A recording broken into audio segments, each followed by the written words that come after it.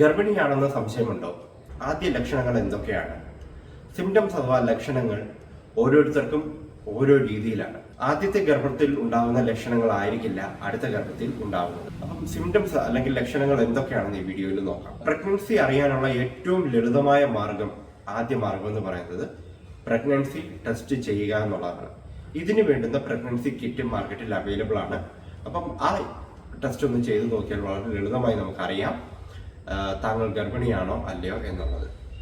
ഇനി ലക്ഷണങ്ങൾ വെച്ച് പറയുകയാണെങ്കിൽ മെൻസുറൽ ക്രാമ്പ് അല്ലെങ്കിൽ അബ്ഡോമിനൽ ക്രാമ്പ് ആണ് ആദ്യമേ കാണിക്കുക. അടിവയറ്റിലുണ്ടാകുന്ന വേദന, പെയിൻ, ഇതിന്റെ ഒരു ഒന്നാമത്തെ ലക്ഷണമായി തന്നെ പറയാം.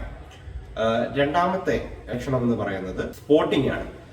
ബ്ലീഡിംഗ് ടൈമിൽ ഉണ്ടാകുന്ന ബ്ലീഡിംഗ് പോലെ തന്നെ ഇവിടെയും വളരെ മൈൽഡർ ആയിട്ടുള്ള ഷോർട്ടർ ടൈമിലുള്ള ബ്ലീഡിംഗ് ഉണ്ടാകുന്നുണ്ട്. ഈ ബ്ലീഡിങ്ങിനെയാണ് സ്പോട്ടിംഗ് എന്ന് പറയുക. മൂന്നാമത്തെ ലക്ഷണം എന്ന് പറയുന്നതാണ് ക്ഷീണം. അകാരണമായ ക്ഷീണം അനുഭവപ്പെടുക.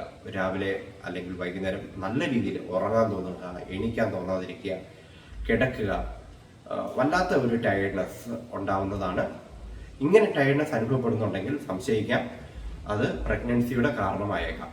നാലാമത്തെ ലക്ഷണം എന്ന് പറയുന്നത് മാറിടങ്ങളിൽ ഉണ്ടാവുന്ന മാറ്റങ്ങളാണ്. ബ്രസ്റ്റിന്റെ ഒരു ഷോർട്ടർ എൻലാർജ്മെന്റ് ഉണ്ടാവാം, അവിടെ ടിംഗ്ലിംഗ് സെൻസേഷൻസ് ഉണ്ടാവാം, തരിതരിപ്പ് ഉണ്ടാവുക.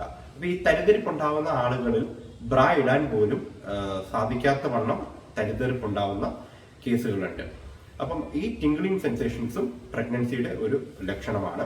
അടുത്ത ലക്ഷണം എന്ന് പറയുന്നത് ഫ്രീക്വന്റ് ആയിട്ട് ഇടയ്ക്കിടയ്ക്ക് മൂത്രം ഒഴിക്കാൻ തോന്നുക. അതൊരു ഇച്ചിങ് കണ്ടീഷൻ അല്ല, ശരിക്കും അതൊരു രോഗാവസ്ഥയല്ല. ഒന്ന് ശ്രദ്ധിക്കുകയാണെങ്കിൽ നമുക്ക് കണ്ടുപിടിക്കാം ഇത് പ്രഗ്നൻസിയുടെ ലക്ഷണമാണോ അല്ലയോ എന്നുള്ളത്. അടുത്ത ലക്ഷണം എന്ന് പറയുന്നത് നൗസിയ, വോമിറ്റിംഗ്, അകാരണമായ ഛർദിയും വിമ്മിഷ്ടവും ഒക്കെ തോന്നുക. അപ്പം ഇത് പൊതുവെ എല്ലാവരിലും തന്നെ കണ്ടുവരുന്ന ഒരു കാര്യമാണ്. അപ്പം ഈ നോസിയയും വോമിറ്റിംഗ് ഒക്കെ കൂടുതലായിട്ട് വരുന്നുണ്ട്. എനിക്ക് ഭർത്താവിന്റെ സ്മെല്ല് അടുത്ത് വരുന്നത് എനിക്ക് ദേഷ്യം വരുന്നു, അല്ലെങ്കിൽ എനിക്ക് സഹിക്കാൻ പറ്റുന്നില്ല, അൺകൺട്രോൾഡ് ആവുന്നു, ദേഷ്യം വരുന്നു, ഇങ്ങനെയൊക്കെ വരുന്നുണ്ടെങ്കിൽ സംശയിക്കാം ഇത് പ്രഗ്നൻസിയുടെ ലക്ഷണങ്ങളിൽ പെടുന്നതാണ്. ഇതൊന്നുമല്ലാതെ മറ്റുള്ള കുറച്ച് ലക്ഷണങ്ങളാണ് മൂഡ് സ്വിങ്സ് ഉണ്ടാവുക. പെട്ടെന്ന് ദേഷ്യം വരിക, പെട്ടെന്ന് സങ്കടം വരിക, പെട്ടെന്ന് മൈൻഡ് ഡിസ്റ്റർബ്ഡ് ആവുക. ഇങ്ങനെയെല്ലാം വരുന്നത് ഈ പ്രഗ്നൻസി ടൈമിൽ അല്ലെങ്കിൽ പ്രഗ്നൻസിയുടെ ലക്ഷണങ്ങളിൽ പെടുന്നവയാണ്. അടുത്തൊരു കോമൺ ആയിട്ട് നമുക്ക് കണ്ടുവരുന്ന ഒരു ലക്ഷണമാണ് കോൺസ്റ്റിപ്പേഷൻ, മലബന്ധം എന്നാണ് പറയുക.